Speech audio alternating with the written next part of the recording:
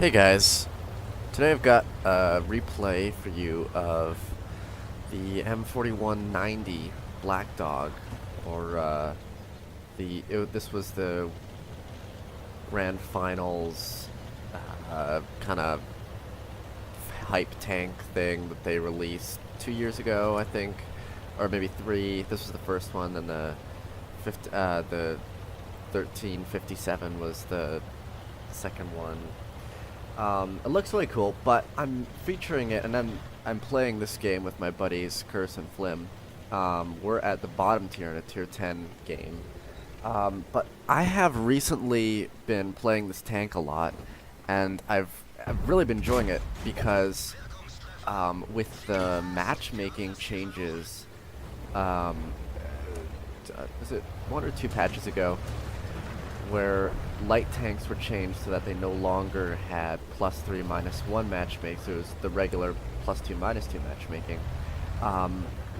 Of course, all the premium tanks didn't change, so their stats, while they rebalanced all the regular light tanks to fit the new matchmaking, they can't do this, and this is a policy of wargaming across the board, which is good because people spend, and it totally makes sense because people spend real money on these tanks, and so it would not be, it would kind of be completely,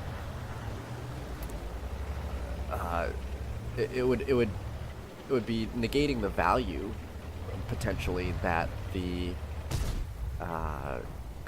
that the person spent on it, the monetary value that they spent on it, and so they can't, by nerfing or rebalancing a premium tank, the customer would have effectively, paid for less than they originally got. But anyways, you get the idea. Not explaining it very well, but so the M41 didn't change at all, except that it now has regular +2 -2 matchmaking, which means that the 90mm gun it gets is now incredibly powerful because now you're meeting tier 6s,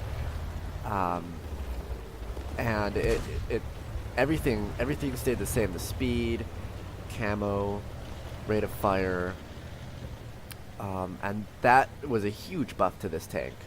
So I decide,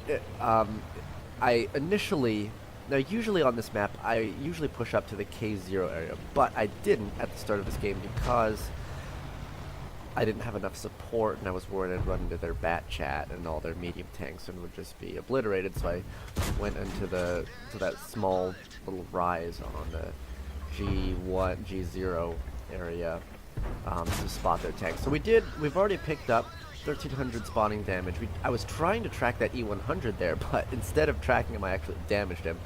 Surprise, surprise, with my standard rounds, which only have 181 or 82 millimeters of penetration. I got pretty lucky there. But yeah, the 4190 is incredibly fun to play right now, because it effectively had a big buff, and it just makes it makes a buttload of credits to start with, but now with this matchmaking buff, it's even more fun to play. So I've been playing it quite a lot. What we want to do right now is, with my platoon buddies, we ganged up on that bat chat there. Now the worst thing, that bat chat, that's exactly what you don't want to be doing in your bat chat, is trading, sitting on a corner and trading with tanks, because the bat chat has no armor and it has an autoloader, which means that you want to isolate tanks and take them out in one clip before they can, put more than one round into you.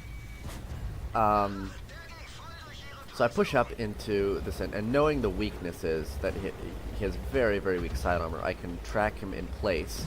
You saw how angled he was, but I still went through his side armor and tracked him, damaged and tracked him at the same time. It's just knowledge of the weak points of your opponents.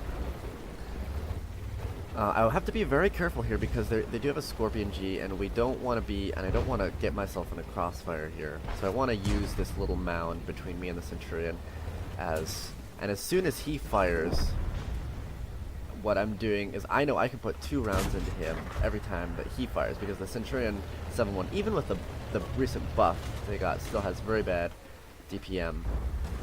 But our STRV 103 takes him out. So now I'm gonna see if I can get a shot on the defender across the map.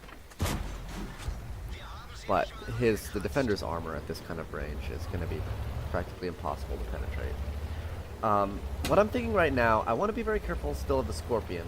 Now, I don't know if he has binocs, or, you know, I don't know how good his view range is, but I do want to be very careful here. I don't want to get myself spotted. I only have 703 hit points left. And you do get ammo racked fairly easily in this tank.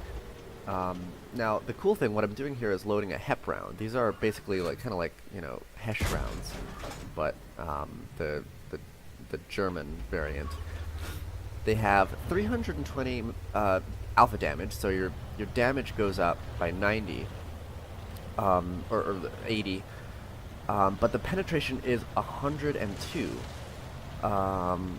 So they're effective against any lightly armored tank, such as the Scorpion or artillery. They're so nice because whereas regular high explosive rounds don't have enough penetration to reliably go through lightly armored vehicles, you'll find, you know, it's just even if you're firing at, you know, a grill or a Scorpion, you're just gonna sometimes hit a part of their armor that is, you know, has a good angle on it, and you're gonna, you know, only do splash damage. The HEP rounds really give you a lot of confidence in just doing that 320 alpha damage every time so that's why I carry 5. Honestly, I probably should be carrying more. So I have to be very careful here. This defender is pushing down. He puts 1 shot into me. I can't, there's no way I can pen him frontally. It's kind of risky even with heat rounds. And I realize I can't run away. I can't get into, if I tried just running away, he would probably be able to put a 2nd shot into me and take me out. So I realized I needed to get behind this building. Now if I can get behind this building, I realize not only do I have cover from the artillery, but I can also just kite him around the building if he tries to come at me. So I backed up to try to spot him again, which I do. I have to be very careful because the artillery is still alive. So I get behind this building again to protect myself from the artillery. And we are, my buddy Flim died, and Curse and our Emil 1 are trying to fight this mouse, but tier 8 tanks versus a mouse are just, I mean, tier 10 tanks versus a mouse is hard enough. That buffed mouse is just incredibly powerful. He takes out Curse, which leaves just the Emil against him.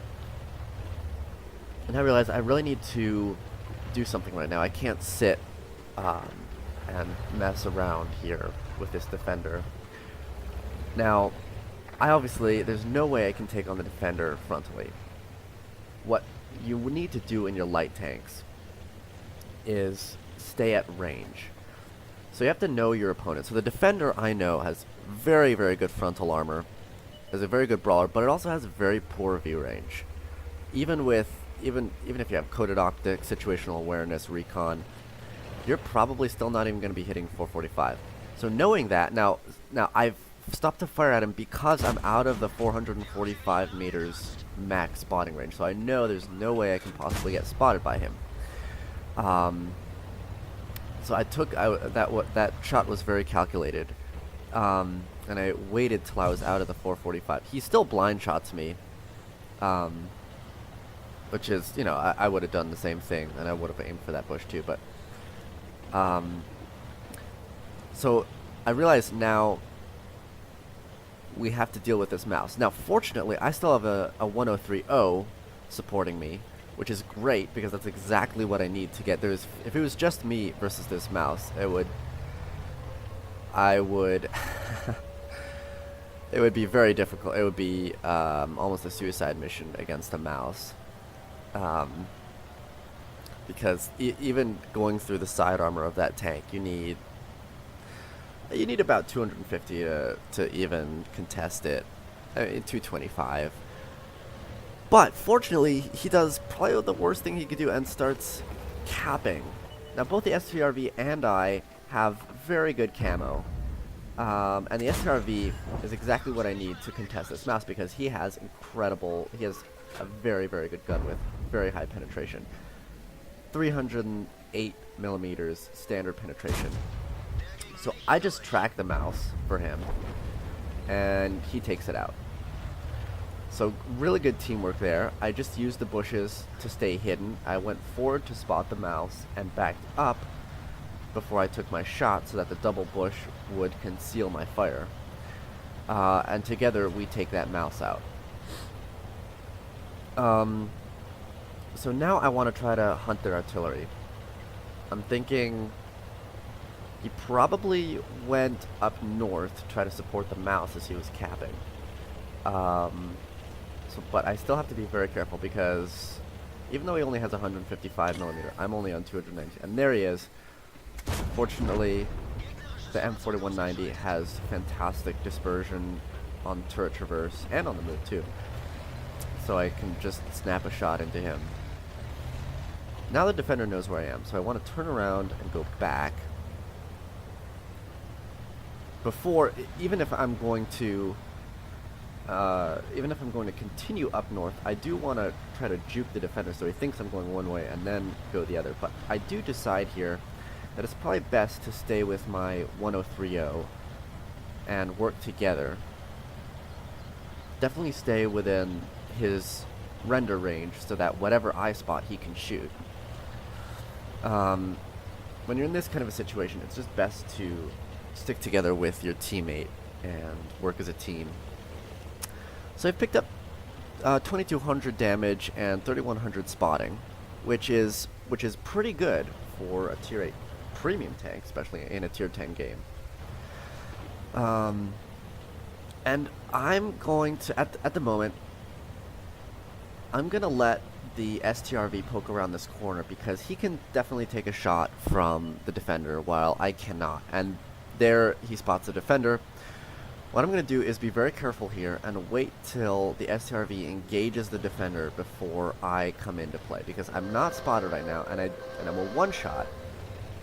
So I want to wait till the defender is focused on our STRV and hopefully until he fires. And boom, there he fires. So now I go in because the defender has very bad DPM, a long reload. So I'm coming up underneath him. I want to track him. Unfortunately, I don't damage him. But there we go. Got the tracking shot on him. Damage and track him, or maybe not. But it doesn't matter because I have such a good rate of fire that I finish him off. And what a game! In a bottom tier, in a tier 10 game, we end up with 2500 damage and 3100 spotting, carrying me and the STRV carrying the game at the end for us. And it was just a combination of situational awareness, knowing your opponents, knowing their weaknesses so that you can exploit that, like against the defender, knowing that I needed to engage him, I wanted to use my advantages, which were camouflage and good view range, so I'd keep him at range and play to his weaknesses and my strengths.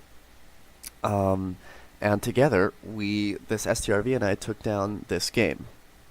So here are our results in the M4190. We ended up getting 158,500 credits and 9,262 experience. Now I was running some boosters on this, or some personal reserves. I think a 50% credit boost and some experience boosters.